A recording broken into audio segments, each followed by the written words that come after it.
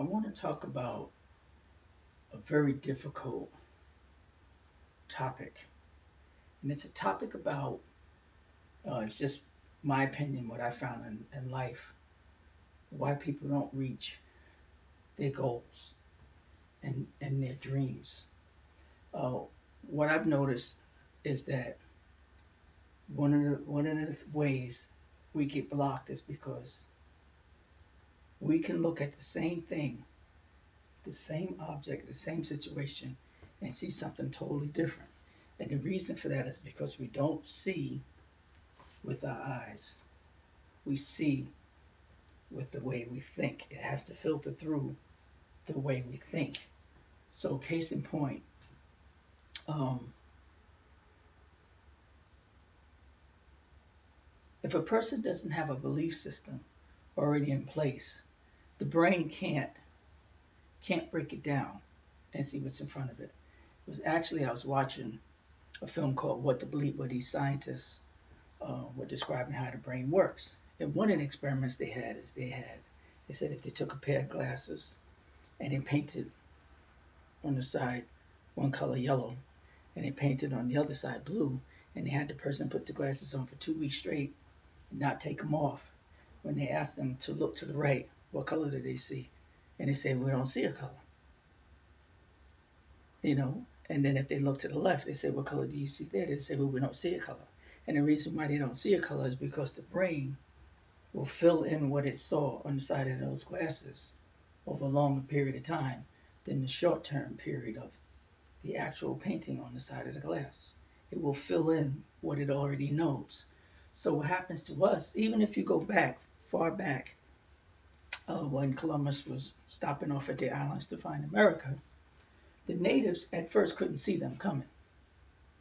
They would actually see water coming up and get bigger, but there's no whale, there's no large fish, and they look out and they can't see anything. Well, the reason they can't see anything is because they didn't have the technology to see clipper ships. They just didn't have it. So it wasn't something they knew of, or weapons, or even white men. So it took a while for the brain to acclimate to these ships that are coming in, because it's not something that they already know. So now it comes to me and you, and we have this belief system about what we can do and not do. And I noticed for myself, I had fear, and fear is false emotions that appear real, but it's my emotions were ruling me. They were saying, stop, you're in danger. And that's the way most basic animals are built. We have the reptilian brain, which takes action. So if an alligator or anything comes along the water, it could just finish eating. But if there's a wildebeest or whatever standing there, it can't control it. It's going to just hit it. It's going to take it, because that's the area of the brain that controls survival. You know, what can I eat? What can I kill? You know, to protect myself and sexual things. Then we go up another stage and we developed millions of years later mammalian brain. Mammals, we feel and nurture. And then we developed the frontal cortex, which was last. And what happens is, take for addiction, for example. What happens is that addiction, we thought in our society, or at least people will give you a consequence. They say, okay, you've been in court 4 or 5 times for driving drunk. We've told you cognitively, which words here, that if you do this again, you'll lose your license, your family, whatever. And you show up again, and you can't figure it out. You're very sincere. The judge can't figure it out. Then you go off to the criminal justice system because they've been looking up here. Then the scientist a doctor who got addicted himself, went back and studied and said addiction doesn't happen there. It happens in the basic lower parts of the brain for survival. So if addiction happens there, then what happens is along with food, sex, and survival. There's no thinking involved. It's all you get an emotion, you kill. You get an emotion, you trigger if you have sex, you get an emotion. That's why most animals, some would say people are animals, and you have to react because it's not a thinking thing. So how did they know that? Well, they did an experiment with rats in the 50s. Rats can get addicted to the same thing because they have the nucleus accumbens part of the brain that we have, exactly the same. And they'll push the lever for that over and over again. But it's not just for pleasure. It's more about drug liking. It's an induced signal that goes off. That's why we have such a hard time. So now, case in point, in order to change that, You have to directly feel the fear. There's a woman named Suzanne Jeffers that wrote a book called Feel the Fear and Do It Anyway. And because what I found out, you can't think your way to the right action. You have to act your way to right thinking. And the thing that stops us is because it's painful. It's painful to change. It's painful when you try to stop smoking a cigarette because nicotine lasts anywhere from 30 to 45 minutes. So you're going to feel something.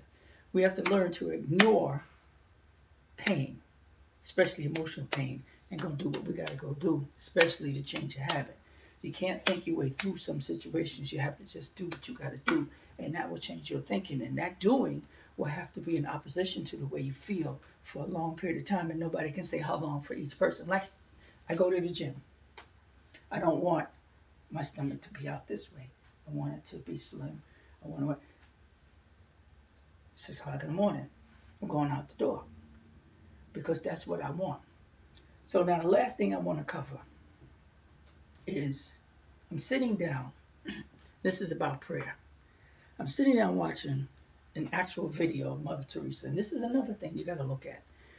Even though you see something, if you're not ready for the information, you just can't believe it. You'll come up with anything to say it's not there. Well, Mother Teresa's sitting in Beirut with bombs going off.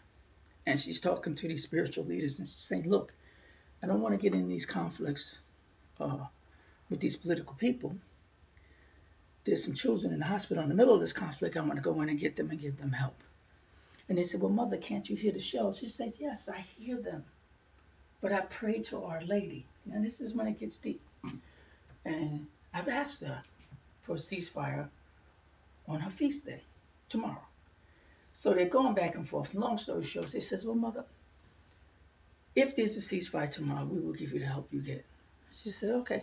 The next day, you couldn't hear cricket. Now, I kept playing this back and forth because, there was a time my son's in the Navy and he had to go off.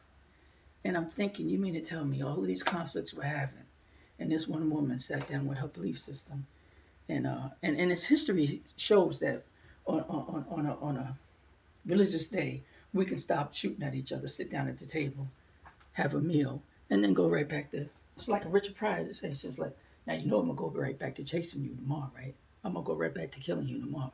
So we can make the cognitive decision to stop.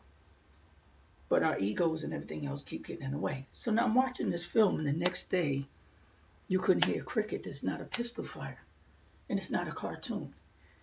Now, either you can see that straight, or the belief says that can't possibly happen, so you don't see it. Which, I'm going to end with this. That's just how the brain works. If you say you can't see something, or something isn't, it isn't. If I say I can't do that, which most of the times I would say when I'm in fear, oh, I can't do that. I can't go to college. Or I can't lose weight. Or I'm not willing to do the work to stop thinking and moving my behind. Free your mind and the behind will follow. Free your mind and everything behind you will follow. I said last thing, but I just thought of something. Oh man, it was a long time ago. My daughter's 33 years old. And she was just a young girl. And I think, on Riverdale Avenue in Yonkers, living with my girlfriend. And I was on like the 15th or 18th floor, and I'm looking directly at the George Washington Bridge, and I'm in pain. I'm in pain because I got this little girl, and I'm laid off from General Motors, Ronald Reagan's president, and I can't find work anywhere. And I'm playing this music by a group called D-Train. And it says, if you have a goal, set it in your mind. Reach for it. Say to yourself, this will be mine. Take it easy because rushing won't win. You just keep on pressing, my friend. There ain't no half-stepping.